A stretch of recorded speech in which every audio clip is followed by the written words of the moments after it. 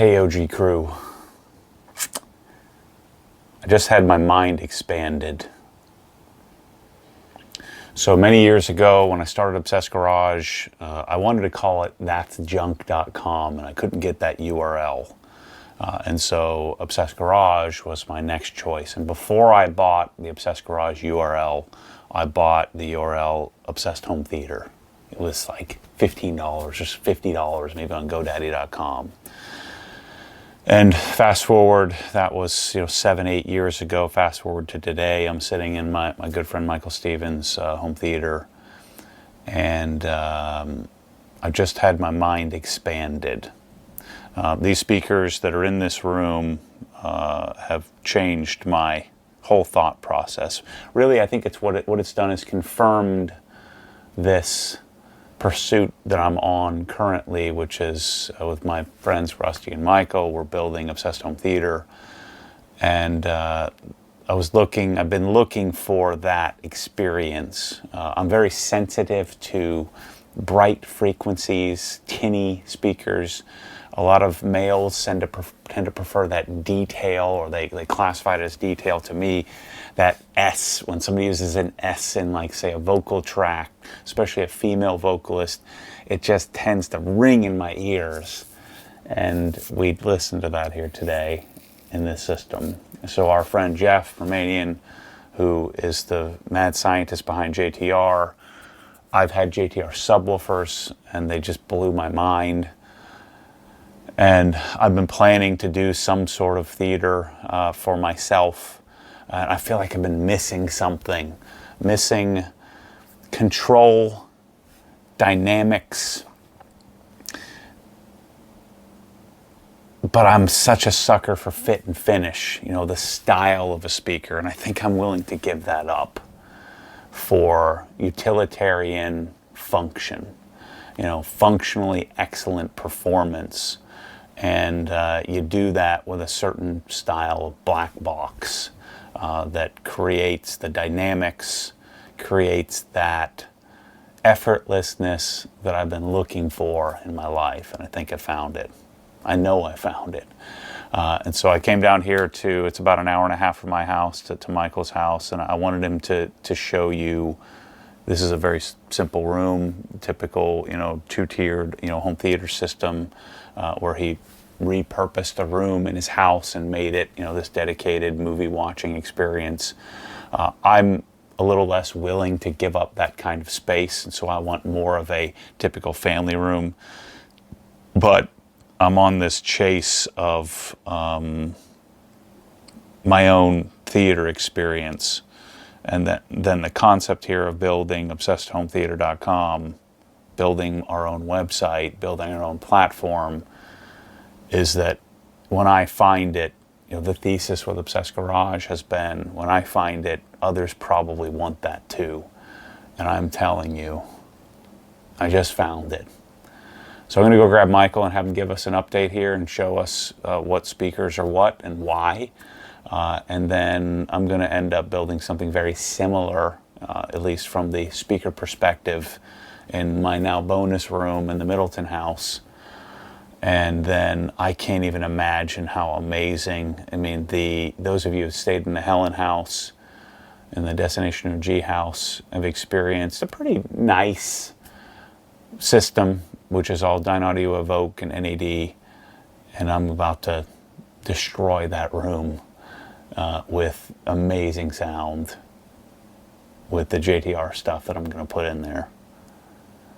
So let me go grab him and show you what we're dealing with here. So these speakers are made of Baltic birch, and Jeff from JTR, he's a genius. One of the things he wanted to do is make a cabinet that is just really, really inert. I mean, we don't get any vibrations. There's a lot of internal bracing in as well. I believe the 212 HTRs, they weigh about 110 pounds each. So these aren't light cabinets. They're very, very thick. They're very dense. The components in here, I had an opportunity a couple of years ago when I met Jeff. Some of my audience had told me I really needed to check out this brand called JTR. Had no idea who JTR was. Reached out to Jeff, got some of his subwoofers in for review, and I said, man, I love your subwoofers, but I'd really love to check out your speakers. And he said, we can make that happen, right? And so he flew me up, had the opportunity to visit JTR headquarters. And during that tour, one thing that really, really impressed me is Jeff assembles, and him and his team, they assemble these in-house in their headquarters. Jeff also physically, he himself builds all of the networks, all the crossovers.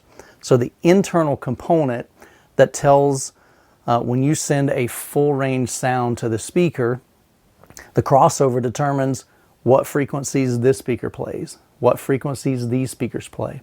Jeff builds those. Incredibly, really massive crossovers, very high quality components. The other thing is the coaxial driver. He showed me this, the internal components, and he even took one apart and showed me. And I've got a full video on my channel.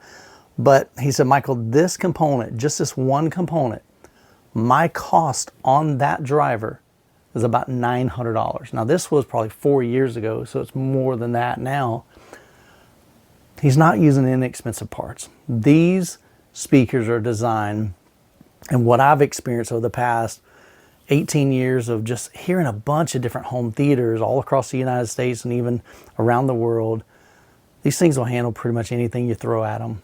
If you like it loud, that's great. They'll handle it. If you like it very super detailed, they've got it, but they don't have that high frequency shrill that's gonna like make your ears bleed. But they'll handle the power. As long as you give them good, clean amplification, you're gonna be able to drive them as loud as your ears can stand. Your ears will actually give out before the speakers do. But they're also super efficient. I believe they're about 102 decibels with 1 watt. So you don't need to feed these a ton of power, although they can handle a lot of power. And the more you give them, the easier they're going to play. But these are incredible speakers. For my theater room, I've yet to hear a system that I've been more pleased with, both for music as well as for home theater. All right, inside my dedicated theater room, I've got a 7.2.4 Dolby Atmos system. That just basically means I've got 7 bed layer speakers, 7 around the bottom layer. I've got 4 in-ceiling or on-ceiling Atmos speakers, height speakers, and then I've got 2 subwoofers. So I'll walk you around the room and share with you each one of these speakers. So up front, we've got 3 identical speakers for my left, my center, and my right speaker. I've got it behind an acoustically transparent screen, so the sound comes exactly where we're seeing it while we're watching a movie. So if we've got an actor over here speaking, we're gonna hear it out of here. If we've got a car that pans from left to right on screen, you're going to see that or hear that sound travel from one speaker to the next. 2 12 HTRs. These are from JTR. So we've got 2 12-inch woofers here. In the middle, we've got a coaxial driver. So a coaxial driver handles all the high frequencies, all the mid-range, and then the lower frequencies would be handled by the woofers here. So you can see we've got a big horn. So that horn takes that sound and disperses it out inside your room. Having 3 horns up front gives us a lot of dynamics, gives us a lot of, to me, excitement when we're watching a movie. But it also disperses that sound so that we've got multiple seats in here, 3 in the front, 3 in the back. Everybody gets good sound coverage from that. So these are front ported.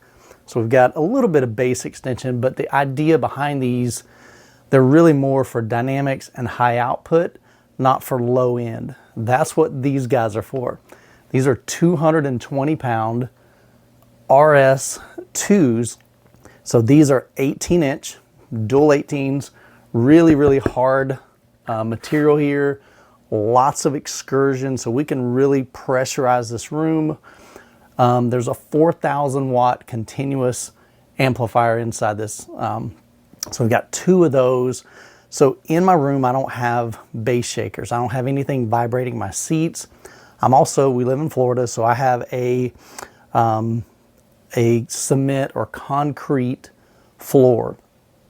For those of you guys that have a theater room like on a second floor, you have the added benefit of having usually like your floor joist. The subwoofers are going to vibrate that, and it gives additional bass, that tactile feel. My room doesn't have that, but these provide enough power in this room that I don't have to worry about that. We get plenty of tactile response. You feel it in your legs, you feel it in your chest, you feel it in your body. Had a gentleman just the other day said his hair was moving because of the amount of bass in this room. So we've got a lot of output, a lot of low end extension. These will go down to, I believe I've measured them down to 5 hertz in my room. Now that we can't hear, but we can absolutely feel it in the room. So when we're watching a movie like Dune and things are exploding, there's just those really, really low frequencies, these are going to handle that with ease. So I've got 3 identical speakers up front and then 2 subwoofers. And now let's transition to the speakers for the side surrounds and the Atmos. All right, so the speakers I'm using for surrounds, this handles all of the atmospheric. So when you're watching something like Ready Player One, or you're watching Gran Turismo and you hear crowds, these are going to handle that. But also things like A Quiet Place, where you've got a monster that's literally moving around your room. These are going to pick up those cues and give your brain just this visual cue of where stuff is happening. In Midway, when planes are flying over and bullets are flying, you're going to hear it come from the front to the middle to the rear. And so the Dolby Atmos system just allows all that sound to go to whatever speaker needs to play that.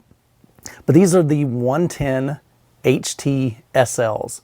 So basically we've got a 110, so that is a single 10-inch, similar to what we had in the front speakers. These are coaxial drivers. So we've got a tweeter inside here, and then we've got a mid-range driver here, mid-range woofer. And then these are slanted, that's the SL. And the HT just, of course, refers to home theater. So these worked out really, really well for my theater room. You can see the front baffles. I think it's about a 30-degree angle. And so these are angled down at my listening position. I've got 4 of these in the room. I have 2 for side surrounds, and I've got 2 in the back for your rear surrounds. And so again, sound can travel from the front to the side surrounds to the back or anywhere in between. Now, one thing that most people don't have the ability to do is to have a lot of identical speakers. Now, to me, in a dedicated theater room especially, the more speakers you can have that are the same, the more cohesive that sound is going to be. So I went with 4 of these for the surround channels, but I also went with 4 of these for my height speakers. So on my ceiling, mounted to the ceiling, we've got 4 of these mounted up there. Now they're really difficult to see because I've got a black ceiling, and so it just kind of disappears into the void. But I've got these mounted up in the ceiling, on the ceiling, and this provides all of the height effects, all of the anything that would happen above you, or the sound engineer can utilize those to create this bubble effect to help immerse you into that experience. And so having 4 identical speakers for the bed layer, 4 identical speakers on the height speakers just gives a really cohesive sound in my dedicated theater room, and just all the detail and clarity that I could ever want or imagine. So the entire theater room is powered by 2 main components in the audio side of it. We've got an Anthem AVM 70 processor. So it's a processor, so it doesn't have any internal amplification. So coming out of that, all of these speakers that I shared with you are powered by a Monolith 11X. So this is an 11-channel amplifier. So we're getting about 300 watts to the front 3 speakers, and then I think about 150 watts to the surround speakers and the overhead height speakers. Video-wise, we've got Kaleidoscape handling all of the movie collection, and then that's also being processed by a MadVR NV Extreme. So up front, we've got a 150-inch diagonal screen. So this is an acoustically transparent screen, so sound can easily travel through that fabric. And so that is made by Seymour. It's a Seymour Center Stage XD, 150-inch diagonal wide. and the image is being shot on from a JVC NZ800. This is a laser projector, so we get about 20,000 hours on the laser. So the good thing is we can leave this on. We don't have to worry about over time that image getting dimmer and dimmer like you do with your like a standard bulb projector. So you're going to see a lot more of this stuff from me here in the future. Obviously, we'll do most of the content on Michael's channel. You know, he's a natural at this. I love this stuff. You know, remember my background, started my career in life. I learned how to sell at Bryn Mawr Stereo up in Philadelphia. For those of you who don't know the story, I flunked Fundamentals of Electrical Engineering 2. I had to take a summer class, got a job at Valley Total Fitness and at Bryn Mawr Stereo. They told me to punt Valley Total Fitness. I did, and before I know it, I was making 100 grand selling TVs and speakers, and I loved it. In fact, I wish I didn't I left the, what do they say? You leave the happy to chase the money. I did that when I was in my early 20s, and I went to Merrill Lynch. Hindsight, it was probably a good move, taught me about money and business and how to do this. And so we're going to really, I think, make a lot of you aware of JTR, its existence, not only its existence, but also the insane sort of homologation of the components that Michael was explaining, the cabinet. And when you look at it at first glance, it looks like some professional thing that would be in a concert hall, or in a Megadeth concert or something like that. And so we're going to share with you the why. I'm going to bring you along the journey of me buying them all, because I'm doing it. I'm going to have them all over the place. I don't think it makes sense for my living room, you know, the family room. I don't think Jeff, the maker of these, would disagree with that. And I know some people do have it in their living room, but I'm telling you, if you're considering some sort of dedicated space, or some space where you have the room to fit a big black box, I've never heard anything like it. So more to come. Go check out ObsessedHomeTheater.com if you would. We've been working on it pretty hard. We only have a single product up there, the Kaleidoscape stuff. I'll have my Kaleidoscape video up soon. I think Kaleidoscape, I'm not sure. When do you remember when the exact time they made that? It was early 2000. Yeah. So 01, I remember seeing Kaleidoscape. It was some insane amount of money, like $30,000 or something. I thought, man, someday I'm going to get one of those, and I finally have one, so stay tuned for that video coming up. We do have Kaleidoscape up on the site. And then we're going to chase the same thing I did with Obsessed Garage. We'll start with one product at a time. Eventually that'll turn into a package, and then it'll turn into a whole room, and then it'll turn into a whole house, and then we'll be able to provide you the AV solutions for anything you could possibly want to do. And we're going to do that having you live vicariously through us. And so I hope you're along for the ride. I'll be sprinkling some stuff here on the Obsessed Garage channel. Most of it will be on the Youth Man channel, so if you're not subscribed to him, make sure you go get set up there. In fact, my family room theater that is on version 2, we're probably on to version 3 already. I'm thinking about changing some things, but we're going to do a dedicated theater up in my bonus room, and then, like I said, the Helen House. And it's very clear to me, I was planning on doing a dumbed down version of the JTR stuff with some of the 110s as my front stage, but I think I'm going all in now. So stay tuned for that. Thanks for watching. As always, stay tuned for more crazy. I know home theater seems a little weird here. You've seen me sprinkle it in. I'm just a nut for all this kind of stuff. And Obsessed Garage, this channel, is me sharing my life with you. So I hope you're along for the ride. See you soon. Thanks for watching.